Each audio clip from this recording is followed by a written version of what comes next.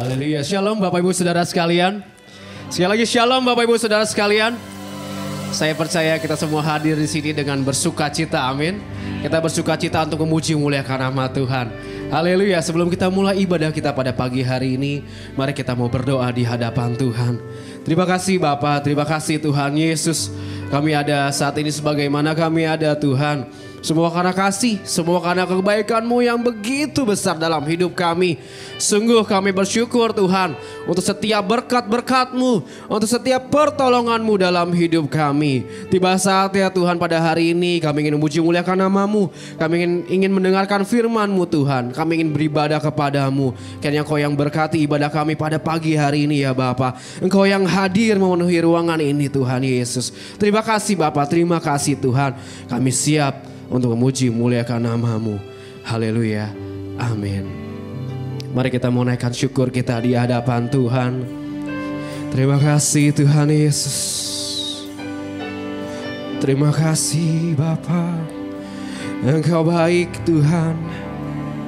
Engkau setia. Oh haleluya. Haleluya. Sebab Kau setia. Pertolongan-Mu Tuhan, setiap berkat-berkat-Mu, haleluya Tuhan. Terima kasih Yesus. Engkau baik dan Engkau setia. Pertolongan-Mu Tuhan, pimpinan-Mu, jagai setiap langkah-langkah hidup kami. Terima kasih Tuhan. Oh, haleluya Tuhan. Terima kasih ya Yesus. Terima kasih Roh Kudus. Kasih-Mu kami rasakan. Berkat yang tercurah. Haleluya, haleluya. Oh, terima kasih Tuhan. Ajaib perbuatan-Mu, kasih setia-Mu. Haleluya, haleluya. Syukur bagi-Mu Tuhan. Haleluya. Terima kasih Tuhan Yesus. Terima kasih. Oh, haleluya. Terima kasih Tuhan. Yesus, Yesus Tuhan. Katakan besar dan ajaiblah karya-Mu. Besar dan ajaiblah karya-Mu. adil dan benarlah jalanmu, Raja segala bangsa yang maha kuasa, mulia namamu. Haleluya, haleluya. Terima kasih Tuhan, katakan besar, besar dan ajaiblah karyamu, adil dan benarlah jalanmu, oh, Raja segala bangsa yang maha kuasa, mulia namamu. Oh, layaklah, layaklah segala bangsa sujud kepadamu, sebab Kaulah yang kudus, layak disembah. Layaklah, layaklah segala bangsa sujud kepadamu, sebab Kaulah yang kudus, layak beri kemuliaan bagi Tuhan Yesus. Mari saya undang kita semua untuk bangkit berdiri. Oh, katakan besar dan ajaiblah, besar dan ajaiblah karyamu, adil dan benarlah jalanmu, Raja segala bangsa yang maha kuasa, mulia namamu. Layaklah, oh, layaklah segala bangsa sujud kepadamu,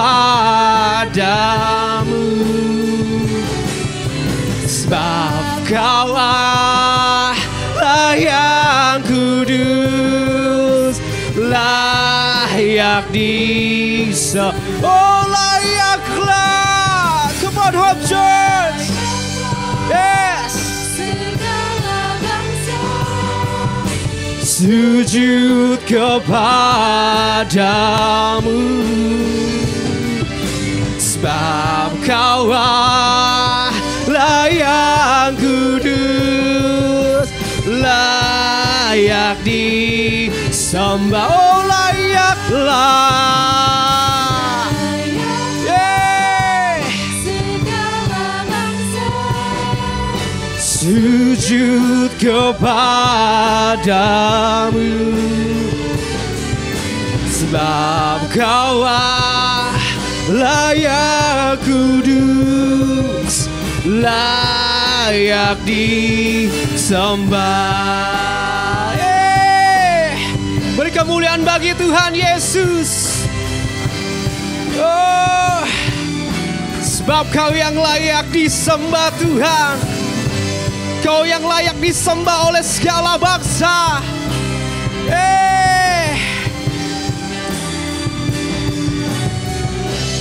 Katakan layaklah, layaklah segala bangsa sujud kepadamu. Oh, sebab Kaulah yang kudus, layak oh, layaklah, layaklah segala bangsa sujud kepadamu, sebab Kaulah yang kudus, layak layak disembah. Sebab kau Allah, sebab kau Allah yang kudus, layak disembah. Sebab kau Allah, sebab kau Allah yang kudus, layak disembah, layak disembah, layak disembah. Haleluya, haleluya. Sebab namamu yang layak dipuji Tuhan, sebab namamu yang layak disembah. Yesus, Raja atas segala bangsa. Haleluya, haleluya Tuhan. Terima kasih Tuhan, Engkau hadir di tengah-tengah kami, Engkau hadir di tengah-tengah bangsa kami Tuhan. Kami naikkan pujian kami, kami mau naikkan penyembahan kami. Oh, haleluya. Ya, haleluya Tuhan. Ya, nama Yesus disembah. Oh, come on Hope Church, worship Him, praise Jesus with all your hearts. Oh, hallelujah, hallelujah, yes, hallelujah. Hiaralarabakais, hadiratmu Tuhan mengalir, mengalir untuk Hope Church. Yes, haleluya, haleluya, haleluya. Oh, sikiaralarabakais, hiaralarabakais. Haleluya Tuhan, haleluya. Ku janji hosana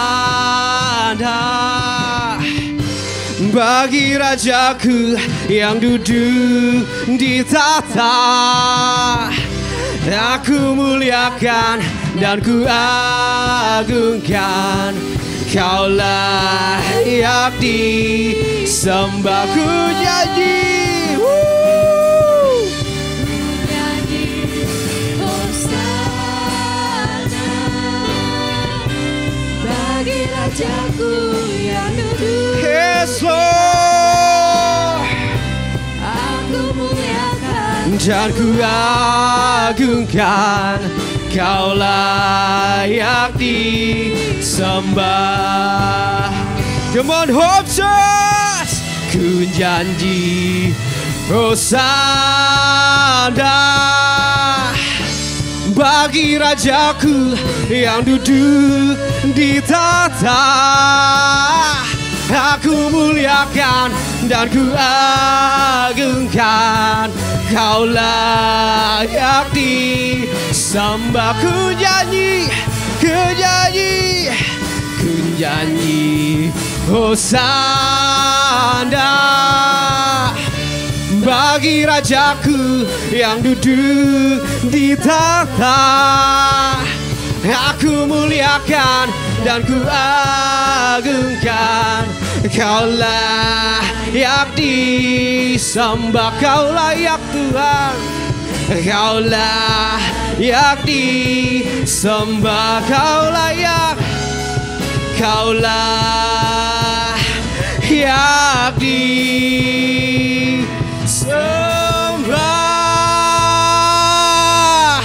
Beri kemuliaan bagi Tuhan Yesus. Sorak-sorai teriakan hosana. Haleluya Tuhan. Kami siap memuji muliakan namamu lebih lagi Tuhan. Mari sama-sama yang siap lebih lagi, sama-sama katakan amin. Kasih tos kanan kirinya, katakan ayo kita bangkit. Go. Mari kita semua umat pilihan Tuhan. Jangan ada yang diam-diam. Jangan ada yang duduk. Kita bersorak bagi nama Tuhan. Katakan, mari kita semua umat pilihan Allah, dengarlah panggilannya untuk menggenapi firman-Nya. Sekaranglah waktunya untuk berdiri bagi bangsa ini. Mari maju umat pemenang. Mari kita semua, yuk Hope Church. Mari kita semua umat pilihan Allah, dengarlah panggilannya untuk menggenapi. Kapan waktunya? Sekarang. Amin. Untuk berdiri bagi bangsa ini. Mari maju umat pemenang. Hey, hey. Ku kan bangkit, nyatakan kemuliaannya. Ku kan bangkit, nyatakan kebesarannya. Sampai setiap lutut berteru, semua lidah mengaku. Katakan, Yesus, Yesus dialah Tuhan, Raja segala raja. Katakan, Dialah Raja, dialah Raja. Hai, haleluya. Mari kita semua umat pilihan Allah, dengarlah panggilannya untuk menggenapi. Kapan waktunya? Sekarang. Sekarang waktunya untuk berdiri bagi bangsa ini. Mari maju umat pemenang. Hey, hey. Ku kan bangkit, nyatakan kemuliaannya. Ku kan bangkit, nyatakan kebesarannya. sampai setiap lutut berteru, Semua lidah mengaku Yesus Kristus dialah Tuhan, Raja segala raja. Dialah, angkat tanganmu, katakan, ku kan bangkit, ku kan bangkit. Hey. Nyatakan kemuliaannya, ku kan bangkit. Hey. Nyatakan kebesarannya, sampai setiap lutut bertelut, semua lidah mengaku Yesus Kristus dialah Tuhan, Raja segala raja. Katakan, dialah, dialah Raja. Oh, oh. Dialah Tuhan, Tuhan. Oh, dialah Raja, dialah Raja. Beri kemuliaan bagi Tuhan. Haleluya, tetap dalam hadirat Tuhan. Haleluya, Tuhan Yesus. Terima kasih Tuhan.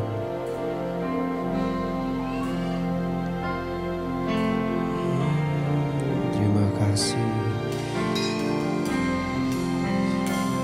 Haleluya.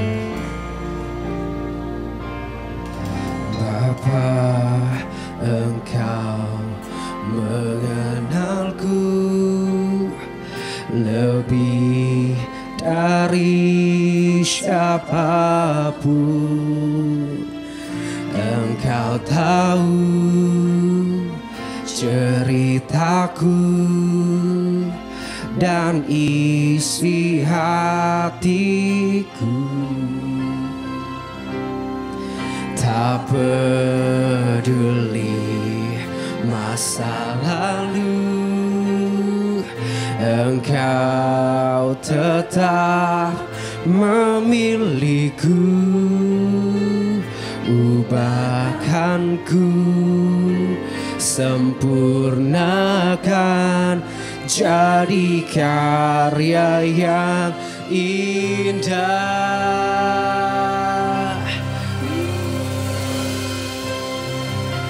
Kini aku percaya tiada tiada yang mustahil bagimu. Kuasa-Mu kuatkanku, dasarku berharap.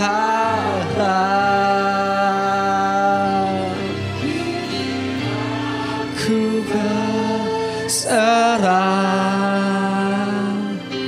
pada rancangan-Mu bagiku. Ku ikuti panggilan-Mu, bukan setia sampai akhir hidupku. Mari Bapak Ibu Saudara, saya undang kita semua untuk bangkit berdiri. Haleluya Tuhan. Bapa, Engkau mengenalku lebih dari siapapun. Engkau tahu ceritaku dan isi hatiku. Tak peduli masa lalu, Engkau tetap memilihku. Ubahkanku, sempurnakan, jadi karya yang indah. Kini aku percaya tiada yang mustahil bagimu. Kuasa-Mu kuatkanku, dasarku berharap. Kini aku berserah pada rancangan-Mu bagiku. Ku ikuti panggilan-Mu, ku kan setia sampai akhir hidupku. Kini kami percaya Tuhan. Kini aku percaya. Waktu selanjutnya saya sekarang pada hambanya Pastor Matius Ginting. Bagimu kuasa-Mu kuatkanku, dasarku berharap. Kini aku berserah pada rancangan-Mu bagiku. Ku ikuti panggilan-Mu, ku kan setia sampai akhir hidupku. Ku ikuti panggilan-Mu, ku kan setia sampai akhir hidupku. Ikuti Tuhan, ku ikuti panggilan-Mu, ku kan setia sampai akhir hidupku. Kasih tepuk tangan yang meriah bagi Tuhan. Haleluya. Sorakan haleluya. Oh, haleluya. Haleluya. Praise the Lord. Haleluya. Haleluya. Ini pengakuan iman kami Tuhan. Kami hanya mau ikuti panggilan Tuhan saja. Kami hanya terus mau belajar setia sampai akhir hidup kami. Amin Tuhan. Tiada yang lain Tuhan. Sebab kami mengerti dan kami tahu betul. Ketika kami menjadi orang yang taat akan firman Tuhan. Ketika kami menjadi orang-orang yang taat akan panggilan Tuhan. Maka dalam jalan kehidupan kami ada mujizat yang akan menyertai. Ada perkara-perkara yang ajaib yang menyertai. Yang sakit Tuhan sembuhkan. Yang berbeban berat Tuhan pulihkan. Yang terluka Tuhan balut. Yang putus pengharapan di dalam Tuhan, Tuhan berikan pengharapan yang baru. Tuhan. Terima kasih Bapa. Kami bersyukur untuk semua jemaat-Mu dan umat-Mu dan semua hamba-hamba Tuhan yang ada di tempat ini. Kerinduan kami datang ke tempat ini hanya satu, mengalami lawatan Tuhan. Oleh karenanya jamahlah setiap hati, jamah setiap pikiran Tuhan. Dan terlebih hari ini kami mau mendengarkan firman-Mu.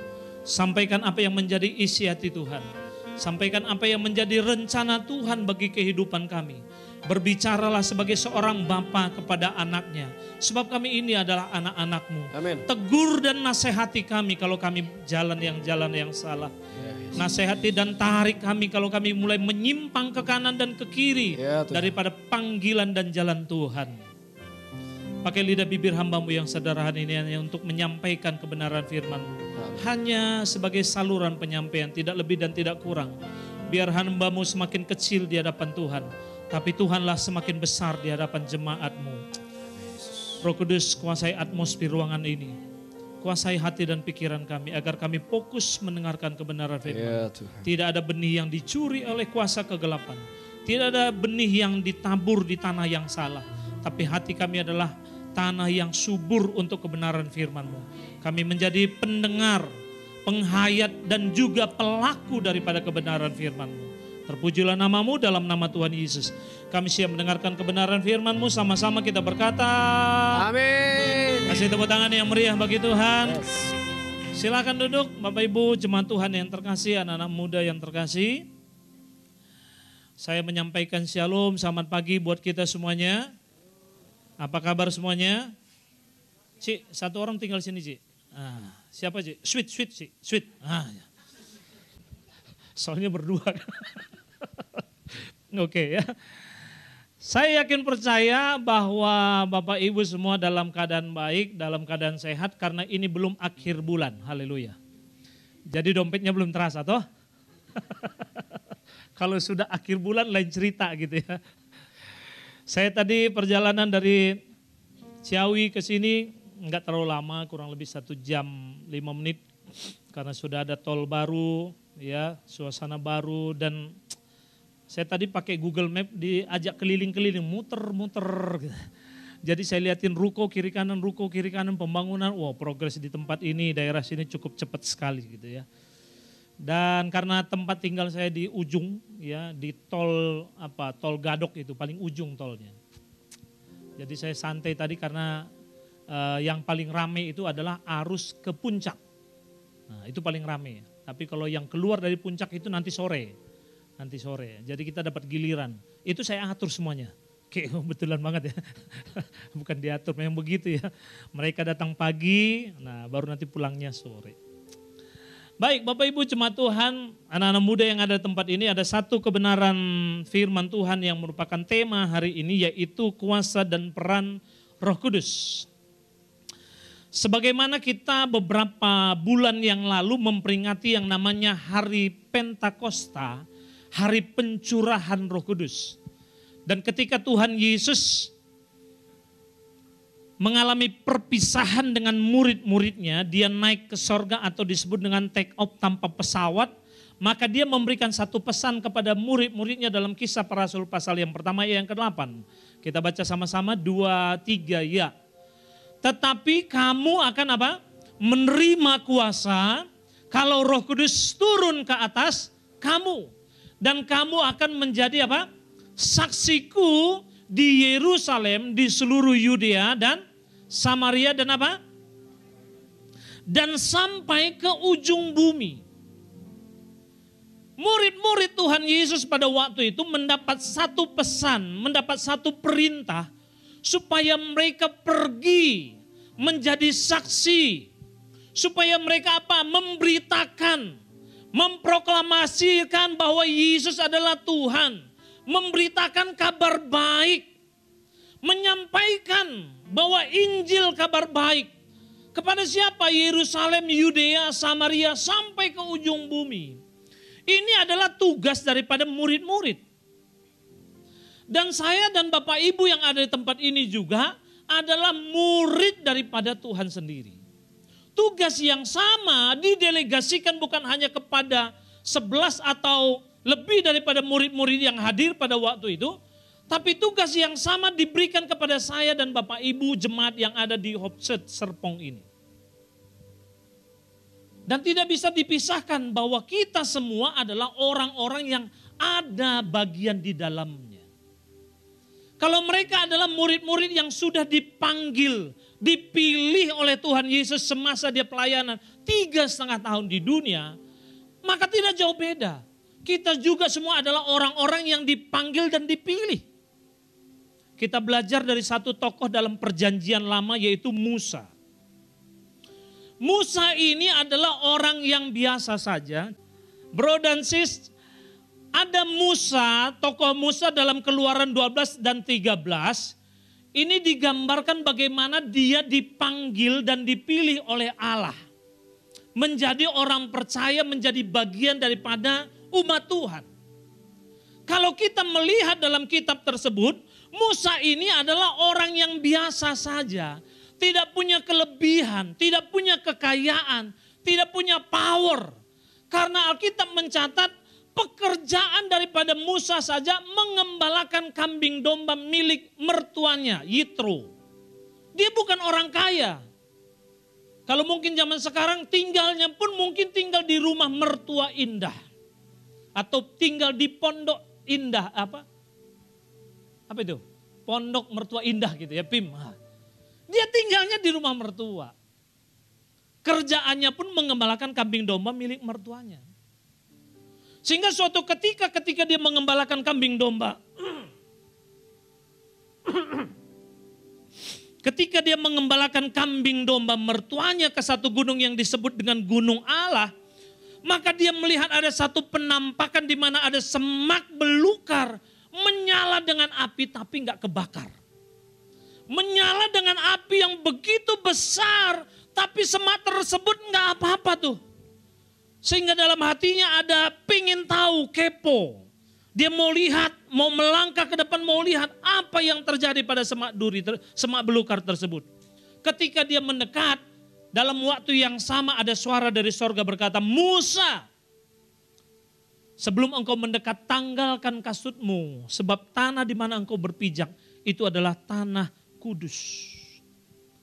Singkat cerita saya mau kasih tahu bahwa Musa ini dipanggil dan dipilih oleh Allah untuk menyelamatkan bangsa Israel dari perbudakan yang ada di tanah Mesir. Sehingga saya mau kasih tahu garis bawahi kepada semua kita sebagai relevansinya adalah bagaimana Musa orang yang biasa, orang yang tidak berada, orang yang sederhana, tidak punya kedudukan, tapi dipanggil dan dipilih oleh Allah menjadi suatu pemimpin untuk membebaskan bangsa Israel. Saya dan Bapak Ibu juga adalah orang-orang yang dipilih dan dipanggil oleh Allah. Bukan karena ada istimewanya. Tapi karena kasih karunia. Jadi gak usah ada yang sombong-sombong di sini. Merasa dia yang paling hebat, merasa dia yang sudah dekat dengan sorga. Kalau mau masuk sorga duluan, masuk aja gak apa-apa, nanti kita nyusul. Ya kan, nanti kita nyusul. Semua kita dipanggil dan dipilih bukan karena cakep dan gantengnya, bukan karena cantik atau paras kita yang bagus. Karena kasih karunia. Kalau Anda yang melayani di mimbar ini pun, itu karena pilihan Allah saja. Kalau kita buat formulir orang yang layak untuk ada di depan ini, secara kemampuan kita semua kalah. Jangankan mereka yang melayani, saya sebagai hamba Tuhan saja, kadang-kala melihat motivator dunia, jauh sekali. Motivator dunia, belum ngomong masih di tangga, orang udah tepuk tangan. Saya tadi udah masuk, nggak ada yang tepuk tangan tuh. Ya kan? Tapi kan Tuhan pilih saya, Tuhan pilih Bapak Ibu. Yohanes 15 ayat yang ke-16, kita baca sama-sama. Demikian firman Tuhan. 2, 3, ya. Bukan kamu yang memilih apa? Aku. Tetapi akulah yang memilih kamu dan aku telah menetapkan kamu supaya kamu apa? Pergi dan menghasilkan buah dan buahmu itu tetap. Supaya apa yang kamu minta kepada Bapa dalam namaku diberikannya kepadamu. Orang Kristen baca ayat itu harus full. Karena biasanya Yohanes 15 ayat yang ke-16 ini paling familiar orang Kristen baca yang akhirnya saja. Supaya apa yang aku minta kepada Bapa dalam nama Yesus diberikannya kepadaku. Pengennya yang itu aja. Tapi dia lupa ada tugas dan tanggung jawab ada di atasnya. Yaitu apa? Supaya saya dan Bapak Ibu pergi. Sebagaimana bahwa saya dan Bapak Ibu adalah orang yang sudah dipilih, sudah dipanggil dan dipilih oleh Allah, maka tugas kita adalah pergi. Menghasilkan buah dan buah itu harus tetap. Ini yang disebut sebagai karakter orang Kristen. Kalau Bapak Ibu di gereja, anak-anak muda di gereja, orang yang memang suka senyum, maka di rumah pun suka senyumlah. Jangan hanya di gereja senyum dengan Bapak Gembala dan Ibu Gembala. Tapi di rumah dengan bapak dan ibunya, amit-amit dah, ampun-ampunan. Kalau di gereja kayaknya dia, waduh, paling orang yang suka memberi, suka membantu. Tapi di rumah suka membanting. Kalau di gereja dia yang paling kusuk, nangis senangis-nangisnya. Tapi kalau di rumah dia yang buat orang lain nangis. Ini namanya buahnya nggak tetap. Saya dan Bapak Ibu jadi orang Kristen yang sudah dipanggil oleh Allah punya buah yang tetap. Kalau buah jeruk itu maka hasilnya jeruk yang manis. Kalau misalnya kita tanam sebuah pohon jeruk tidak mungkin dia berbuah mengkudu. Enggak. Kalau mau menggambarkan buah yang tetap itu tadi ada anak kecil. Anak dari sahabat saya sebelum dia lahir saya sudah kenal tuh. Maksudnya dengan bapak ibunya. Jangan kok bapak pendeta udah kenal dengan anaknya? Bukan, dengan bapak ibunya gitu. Anak kecil itu konsisten. Dia berantem nih dengan temennya. Berantem, pukul-pukulan mau apalah pokoknya pukul-pukulan, jambak-jambakan. Orang tuanya kedua belah pihak datang, ribut seribut-ributnya. Orang tua kedua belah pihak itu ribut berhari-hari. Kedua anak tersebut dalam menit yang sama sudah baikan tuh. Karena mereka memang konsisten orangnya. Enggak tercemari. Nah jadi karena tugas saya dan Bapak Ibu adalah menghasilkan buah yang tetap. Menjadi saksi bagi orang lain. Menjadi berkat bagi Yerusalem, Yudea, Samaria dan sampai ke ujung bumi. Maka tugas ini enggak gampang. Atau saya mau kasih tahu, tugas saya dan Bapak Ibu sebagai orang Kristen tidak gampang. Coba saya lihat selanjutnya. Sebab ada satu buku yang berbicara tentang fenomena hamba Tuhan. Philip Tam mengatakan begini, tugas orang percaya itu enggak gampang. Tugas orang Kristen itu enggak gampang. Sebab apa? Dia harus menghayati dan bukan hanya menghayati setiap firman, tapi dia juga harus menjadi pelaku. Datang beribadah bukan hanya soal komunitas kita, bukan soal kebersamaan kita 1-2 jam, tapi bagaimana kita mengaplikasikannya dalam kehidupan kita sehari-hari. Jadi kalau bicara tentang khotbah bukan hanya sekedar khotbah yang didengar, tapi bagaimana kita menjadi pelaku-pelaku daripada kebenaran firman Tuhan. Sebab di luar sana orang melihat saya dan Bapak Ibu. Dan bukan hanya melihat tapi menilai. Kita adalah pelaku daripada kebenaran firman Tuhan. Mereka adalah penonton. Jangan berharap bahwa mereka akan mendoakan dan mendukung kita supaya kita sukses. Supaya kita bagus, supaya kita maju. Enggak, dunia berharap kapan rumah tangganya hancur. Kapan bisnisnya bangkrut. Kapan orang Kristen tergerus imannya. Kapan mereka menukar iman kepercayaannya dengan jabatan, dengan posisi dalam bisnis, dengan sesuatu yang disebut dengan materi. atau kenikmatan sementara. Itu yang dunia harapkan. Makanya hati-hati menjadi orang Kristen. Enggak gampang. Sulit, iya sulit.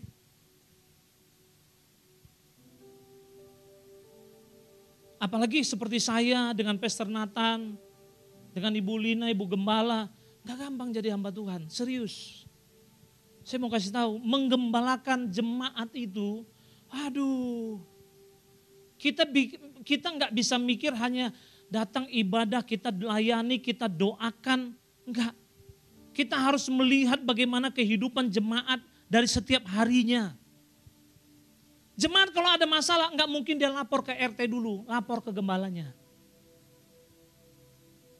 Suatu ketika ada jemaat saya bilang begini, Pak Pendeta, tolong Pak Pendeta, tolong. Ya, saya bilang apa yang mau ditolong? Debt collector sudah ada di depan rumah saya Pak Pendeta. Lah, kenapa sampai ada debt collector?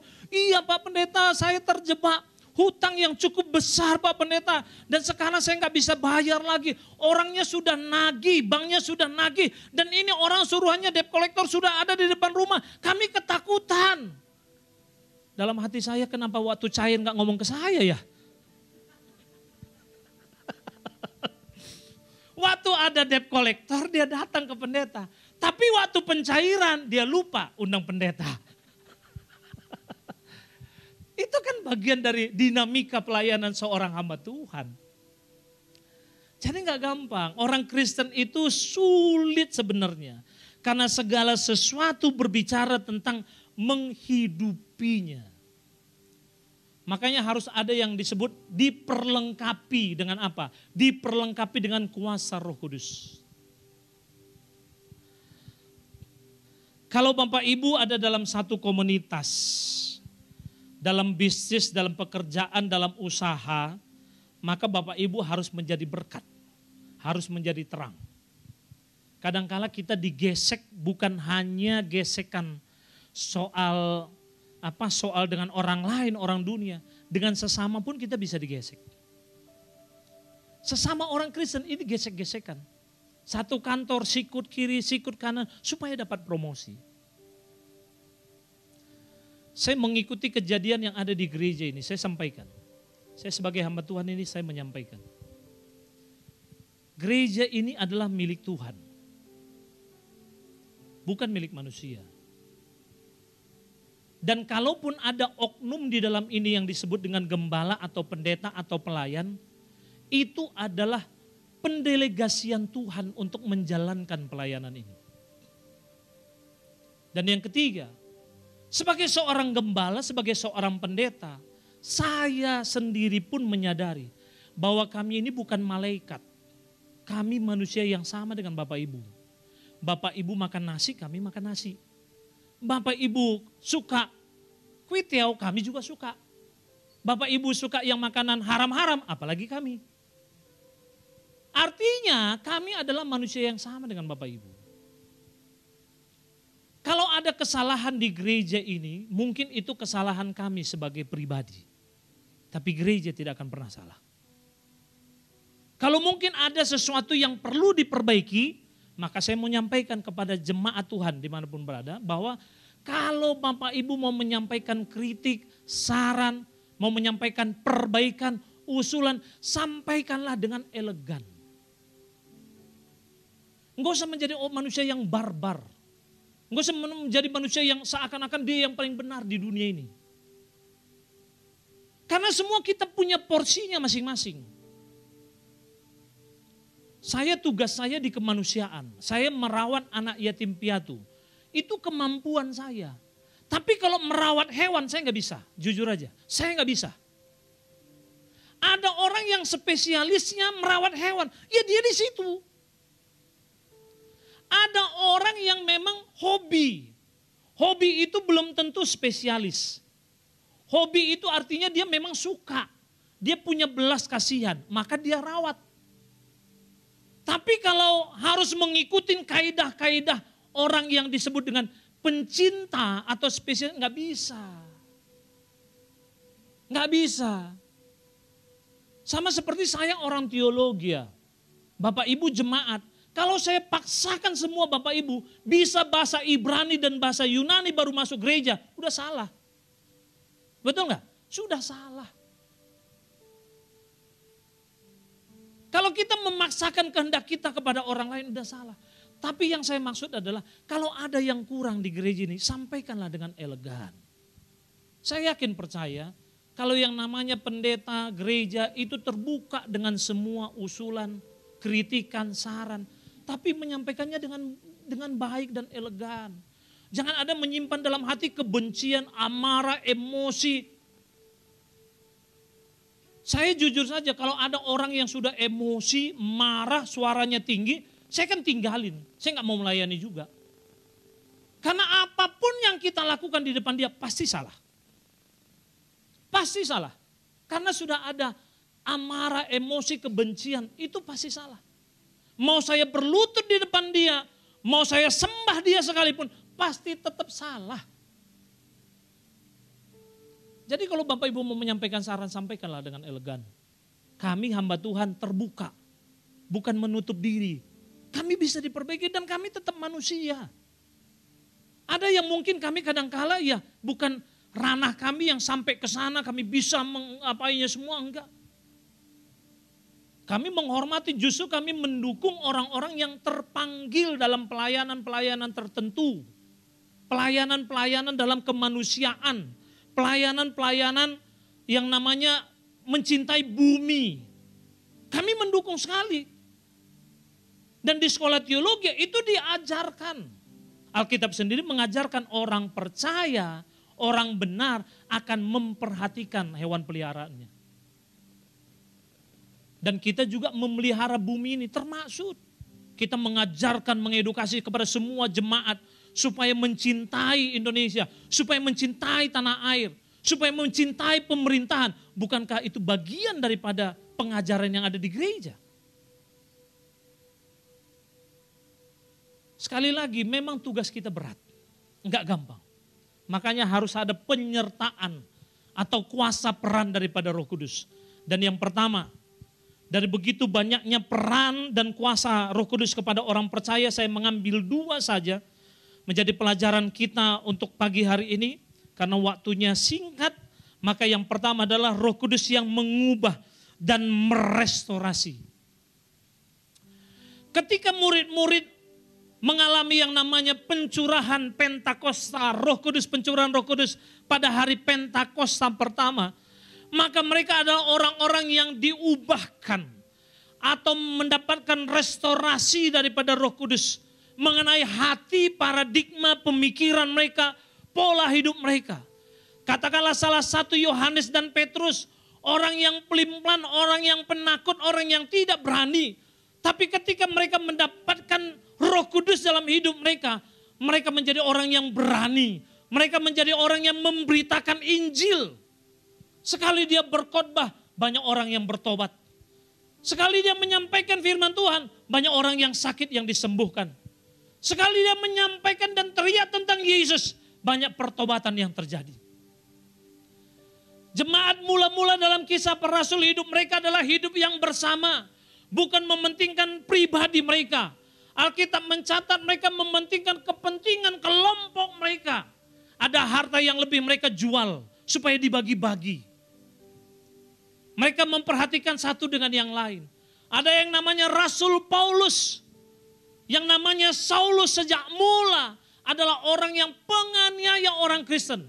Tiada hari tanpa pencurahan darah orang Kristen bagi seorang Saulus. Dia tidak bisa tidur dengan tenang pada malam hari kalau dia belum mendengar kabar ada kematian orang Kristen. Suatu ketika dalam perjalanannya untuk melakukan misi pembunuhan massal kepada orang Kristen, maka dia mengalami perjumpaan pribadi dengan Tuhan. Hatinya, pikirannya diubah dan direstorasi menjadi lebih baik. Dari yang namanya Saulus berubah menjadi Paulus. Dari yang tadinya dia penganiaya orang Kristen menjadi misionaris yang luar biasa, menyampaikan kabar baik bukan hanya di wilayahnya, sampai ke Asia Kecil, termasuk juga Indonesia, buah pelayanan daripada Rasul Paulus. Jadi Pak, Bu, hati Tuhan yang tahu. Kalau anak-anak muda, kalau kau mau cari pasangan hidupmu, carilah pasangan yang takut akan Tuhan. Sebab dalam pernikahan nanti, kalau namanya sayang-sayangan itu di usia waktu masa pacaran. Kalau sudah mulai masuk dalam pernikahan kudus, maka itu tahap awal Anda mengalami yang namanya kesesakan dalam hidup. Tahun pertama, tahun kedua, dan tahun ketiga, mungkin masih ada tuh pegang-pegangan tangan. Yuk sayang, gandeng yuk, ayo nyebrang jalan doang. Iya biar gak jatuh sayang, yaudah gak apa-apa. Itu masih tahun pernikahan usia 1, 2, 3. Tapi mulai usia pernikahan 4 sampai 7 tahun, maka mulai ujian gelombang besar ada. Suami tidak peduli dengan istrinya. Istrinya pun tidak peduli dengan suaminya. Kalau dipegang kepala istrinya begini, diterawang kepala istrinya. Jangan berharap suami-suami di kepala istrimu, engkau adalah pria yang paling tampan. Pangeran yang kuidamkan, enggak. Yang ada di pikiran istri, kapan uang belanja nambah? Kapan paketku dibayar? Kalau sebaliknya, istri-istri dalam usia pernikahan muda 4-7 tahun, pegang kepala suaminya. Jangan berharap dalam kepala suamimu, inilah wanita yang paling kuidamkan. Inilah bidadari yang turun dari kayangan, enggak. Yang dia pikirkan itu, kapan aku bisa mancing? Kapan bisa hobiku kujalankan? Itu suami-suami. Sudah mulai muncul yang namanya bukan 2 menjadi 1. Tapi muncul buah daripada pernikahan anak-anak kecil. Kalau suami-suami percayalah, jangan sekali-kali ibu-ibu memberi anakmu yang masih kecil untuk ditidurkan oleh suamimu. 5 menit dia ngomong itu anak. Yang ada suami tidur, bapak tidur, anak gak tidur. Anaknya gak tidur, bapaknya yang tidur. Ih pelan-pelan bu. Betul, pelan-pelan. Karena memang itulah dalam rumah tangga. Kalau dia tanya, Pak sampai kapan kesesakan itu berlanjut Pak? Berakhir Pak? Terus. Karena namanya 2 insan menjadi 1 gak gampang. Istri punya pribadi, istri punya sifat, istri punya karakter. Suami juga punya. Gak gampang menyatukan 2 menjadi 1. Kuncinya hanya 1 dalam rumah tangga. Saling mengerti. Saling mengerti. Kalau ada yang terjadi percekcokan gimana Pak? Kalau 1 yang menyala maka 1 redup. Kalau 1 sedang marah besar maka yang 1 tenang dulu, calling down dulu. Ini suami pulang dari kerja. Mi dengerin ya. Di kantor tadi pokoknya gue begini banget. Aduh gue pokoknya tersakiti dengan orang itu. Istri harusnya mendoakan dan bilang, sabar ya sayang, sabar. Ini enggak, suami datang ngomel-ngomel, urusan kantornya yang belibet. Dia datang, memang betul Bi, hajar aja itu, bakar itu kantornya. Ya ilah. Bukannya menenangkan, meneduhkan, tapi mengomporin kata anak-anak sekarang. Ya kan? Akhirnya kebakarlah sudah. Tapi kalau ada Roh Kudus, sekali lagi Roh Kudus yang mengubah dan merestorasi hati.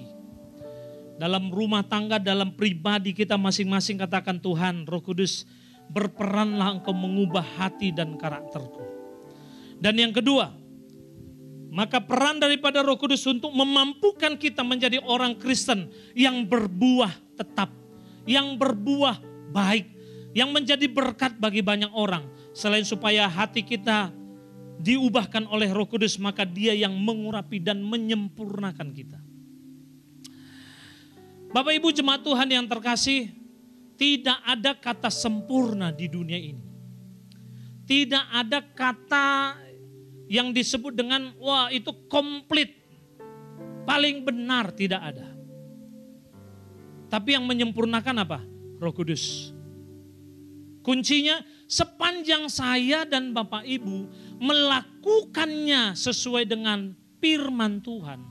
Melakukannya dengan keyakinan bahwa apa yang kita lakukan adalah benar, maka kerjakan. Orang tanya kepada saya, Pak, Bapak kan bukan hanya Gembala bukan hanya hamba Tuhan. Bapak juga adalah seorang pengusaha. Bagaimana Bapak menstabilkan iman Bapak? Saya bilang, sepanjang yang saya lakukan benar, saya kerjakan. Saya punya karyawan yang anak-anak muda mungkin ya di bawah 25 tahun ke bawah. Gaya pergaulan anak-anak zaman sekarang. Ya kan, panggil lu gue nggak pilih usia. Lu gue, ke saya juga karyawan saya bilang, lu sih Pak lama banget datangnya. Suatu ketika saya jemput anak saya ke sekolah. Anak saya ini ada eskul, maka dia ke sekolah, saya antar lalu saya tungguin.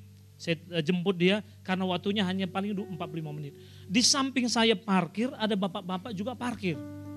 Dan tentunya karena ini eskul, maka kelas yang tertentu anak saya itu masih SMP. Jadi samalah mungkin anak kami SMP gitu ya.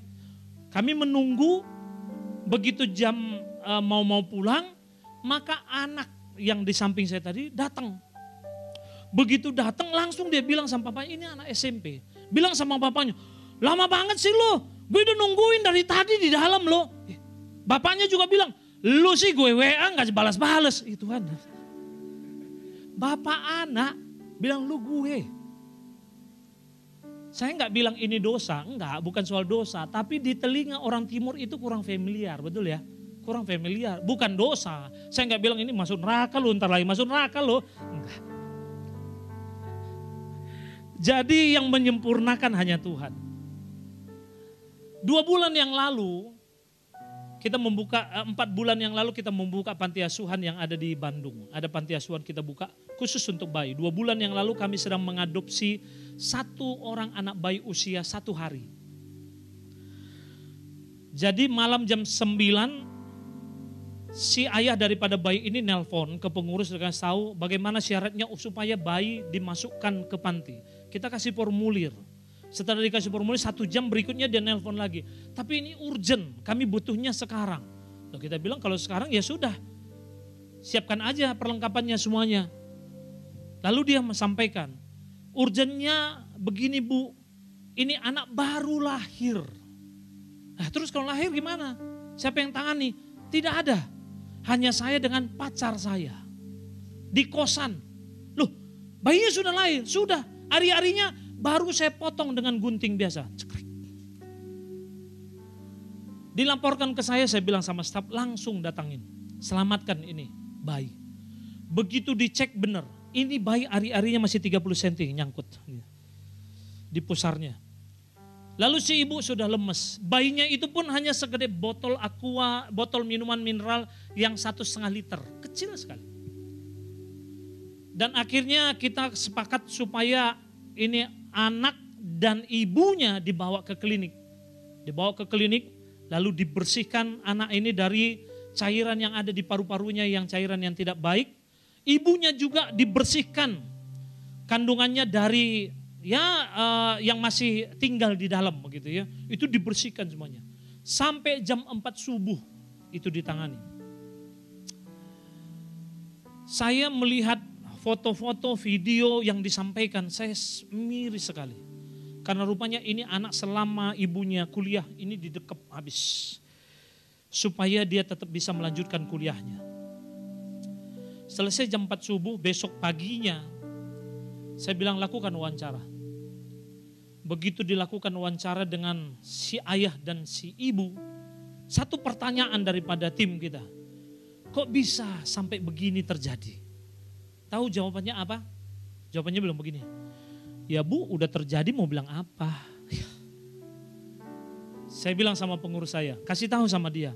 Untung kau di Bandung, saya Pak Pendeta ada di Ciawi. Kalau dekat gue ketok, tok gitu.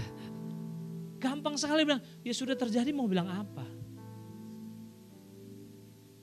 Dan kita hanya mendoakan si anak supaya dia tidak mengalami penolakan. Dan sampai sekarang usianya sudah 2 bulan. Dan saya percaya pelayanan yang menyempurnakan hanya Tuhan. Kita hanya melakukan apa yang sesuai dengan firman Tuhan dan tuntunan Tuhan. Jadi kalau tugas saya dan tugas Bapak Ibu nggak gampang menjadi orang Kristen, lakukan saja. Jangan pernah berhenti bersaksi. Jangan pernah berhenti bercahaya di tengah kegelapan dunia. Jangan pernah berhenti menyampaikan kabar baik. Lakukan saja. Soal perubahan hati itu urusan Tuhan. Soal bagaimana itu berhasil pelayanan kita, itu urusan Tuhan. Yang penting kita diurapi oleh kuasa Roh Kudus. Terakhir, kita baca sama-sama. Saya undang untuk WL Singer maju ke depan. 2, 3, ya. Momen pencurahan Roh Kudus apa? Momen di mana karakter kita diubah dan dipertajam dengan hari ini kita minta urapan Roh Kudus turun atas kita. Kalaupun ada tantangan yang harus kita hadapi di depan, kita percaya Tuhan menyertai. Tuhan yang membela kita. Tuhan tidak akan pernah membiarkan kita sendiri. Mari kita sama-sama bangkit berdiri. Kita akhiri kebenaran firman Tuhan. Bapak Ibu jemaat Tuhan yang terkasih, anak-anak muda yang ada di tempat ini.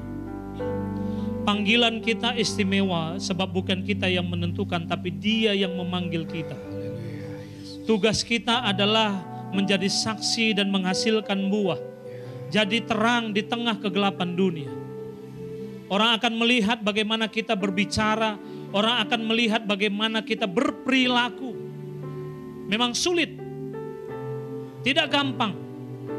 Tapi percayalah, kalau ada kuasa dan peran daripada Roh Kudus yang tinggal dalam hidup kita, Dia yang akan memampukan saya dan Bapak Ibu. Amin. Pelayanan yang kita lakukan Tuhan yang menyempurnakan. Sebab pelayanan ini milik Tuhan. Hari ini pulang dari tempat ini bawa api Roh Kudus, bawa urapan Roh Kudus, supaya kita semakin hari semakin kuat, semakin hari semakin memperoleh kemenangan.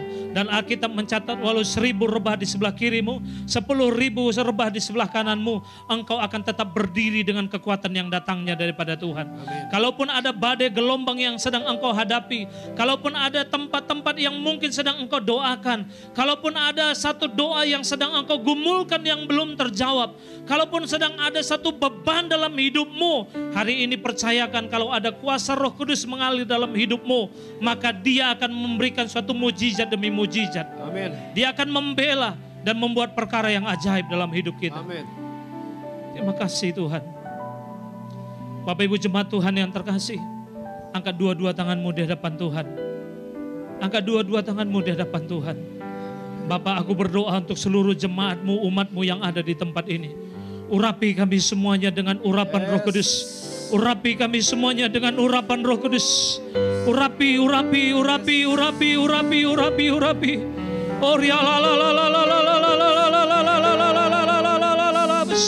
Terima urapan daripada Roh Kudus.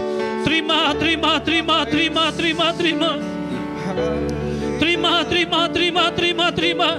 Urapan. Api dari surga mengalir. Oh, yang lemah dikuatkan. Tuhan bela, Tuhan topang, Tuhan jamah dalam nama Tuhan Yesus. Diurapi. Diurapi kepala rumah tangga, diurapi ibu rumah tangga, diurapi anak-anak kami, diurapi pekerjaan kami, diurapi usaha kami, diurapi rumah tangga kami, diurapi seluruh kehidupan kami, diurapi masa muda anak-anakmu Tuhan, diurapi sekolah studi mereka, diurapi masa depan mereka, diurapi mereka dimanapun berada dalam nama Tuhan Yesus. Urapan Tuhan turun atas kami semuanya.